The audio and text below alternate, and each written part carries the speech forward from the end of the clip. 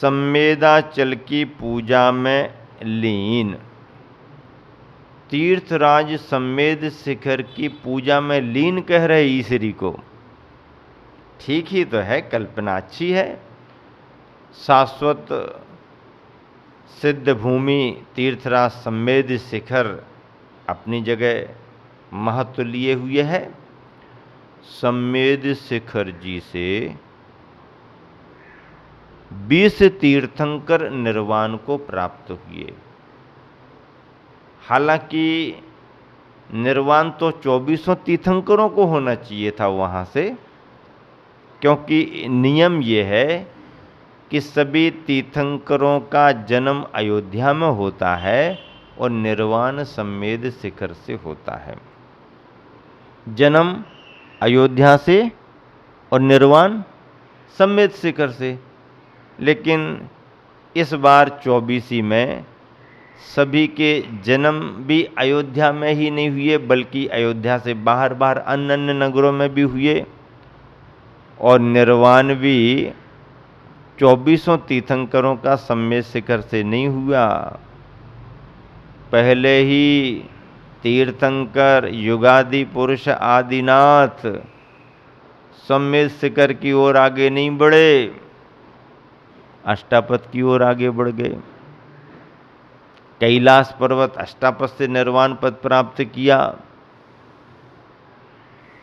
समोसरण छोड़ करके 14 दिन का योग निरोध किया।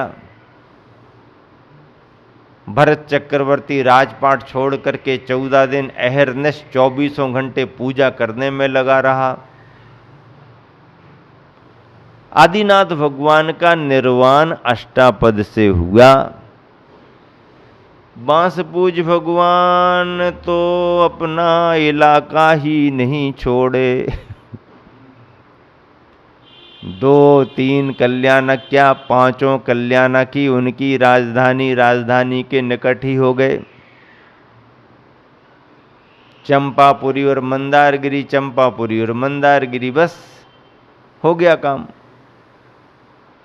बांसपूज भगवान चंपापुरी, निर्वाण स्थल मंदारगिरी।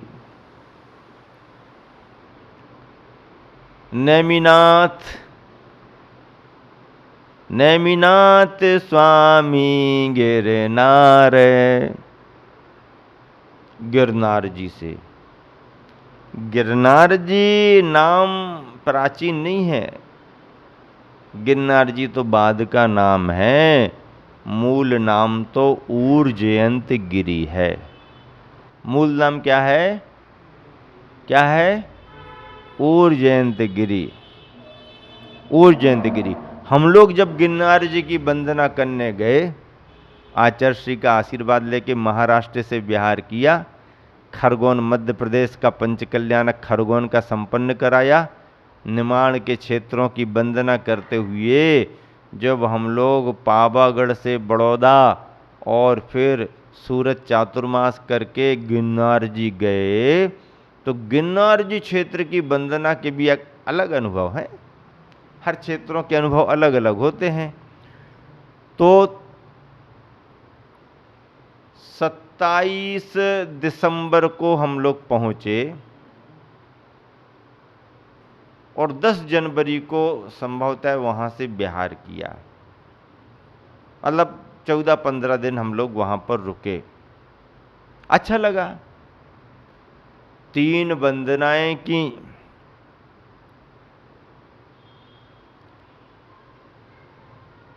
पूर्ण वंदनाएं की। पर क्रम ये बना लिया कि दोपहर को बिहार करके आगे गए और जाकर के शाम को पहली टोंक पर रुक गए। सुबह जल्दी उठ करके भगवान का अभिषेक और शांति धारा अच्छे ठाट बाट से संपन्न करके, क्योंकि उस समय तक यात्री लोग भी नीचे से आ जाते, सबकी उपस्थिति में अच्छे से भगवान का अभिषेक पुजारी तैयार कर देता था। सुबह होते ही अभिषेक, शांति धारा संपन्न की और आगे की वंदना। भीड़ भाड़ तो रहती ही है, लेकिन अपना जो लक्ष्य था, अपन को अपनी वंदना करने का भाव था, वंदना करूं। दूसरी टोंक, तीसरी टोंक, चौथी टोंक, पांचवी टोंक, चलो पांचवी टोंक तक की वंदना हो गई। मैंने तो चौथी टोंक छोड़ दी। क्यों चौथी टोंक पर जाना कठिन है?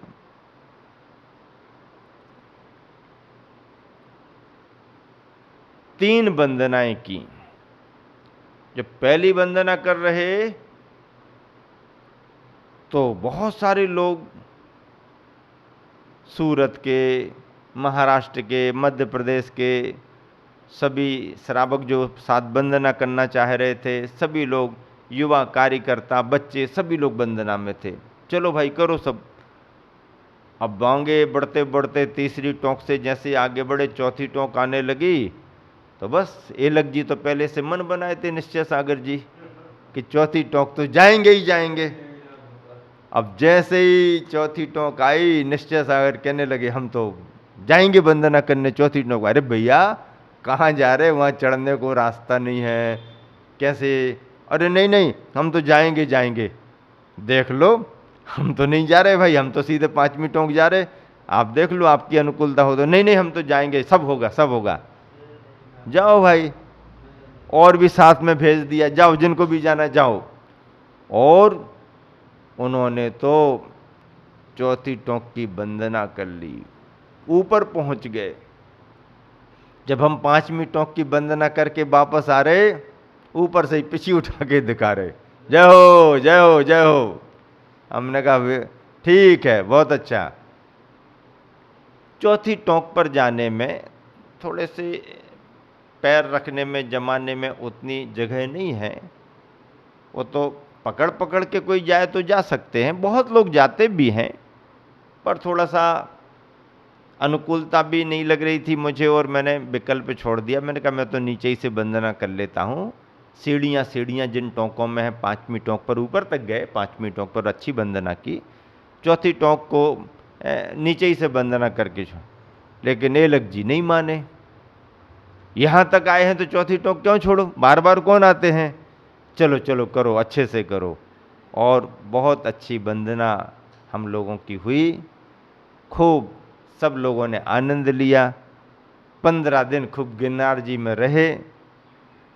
गिरनार की सभी टोंकों पर, सभी गुफाओं में, सभी जगह हम लोगों ने विहार किया।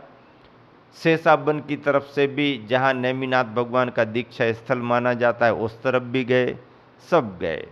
क्षेत्रों की वंदना और तीर्थंकरों की निर्माण भूमियों की वंदना करना ही है। अभी हम लोगों की भावना सम्मेद शिखर की फिर बन रही है। आचार्य श्री का, गुरुवर का आशीर्वाद मिलेगा, फिर सम्मेद शिखर की वंदना करेंगे। सम्मेद शिखर की चर्चा चल ही रही है, ईश्वरी की चर्चा चल ही रही है। आचार्य श्री क्या कह रहे हैं सम्मेद शिखर के लिए?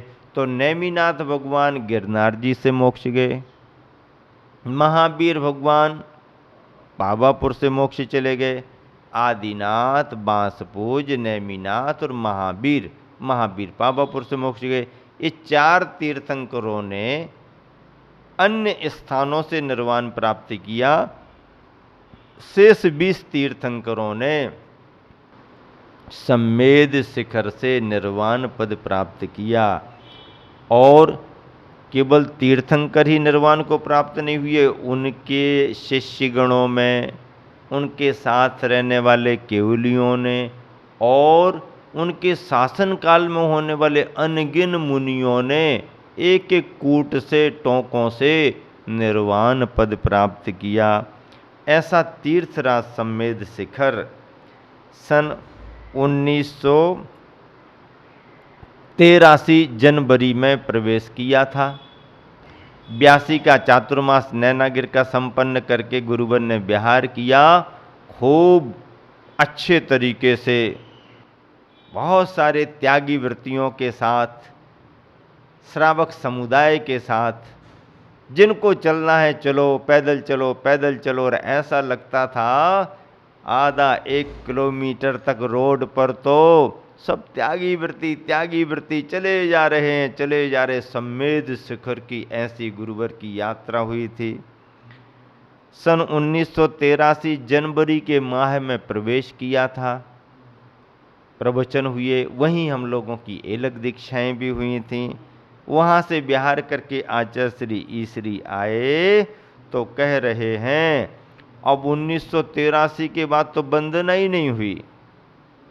1983 के बाद तो अच्छा एलक अवस्था में वंदना हुई, ब्रह्मचारी अवस्था में, मुनि अवस्था में तो वंदना ही नहीं हुई, तो मुनि अवस्था में भी वंदना होना चाहिए ना। और एलक जी तो कहते हैं हमारी तो किसी भी अवस्था में वंदना नहीं हुई, तब वंदना तो होना चाहिए। गुरुवर के चरणों में भाव भेजा है, अब देखो आगे क्या होता है। गुरुवर के निर्देशों से ही सब काम निश्चित होते हैं इत्यादि। आचार्य श्री कह रहे हैं संवेदाचल की पूजा में रत यानी लीन, शुभ नाम वाला ईसरी नगर गिरिडीह विहार में सुनीति शतक की रचना पूर्ण हुई और तदनुसार महावीर जयंती दिवस चैत्र शुक्ला त्रयोदशी सोमवार 25 अप्रैल 1983 के दिन समापन की प्रशस्ति गुरुवर ने लिखी हुई है। ये समापन की प्रशस्ति है।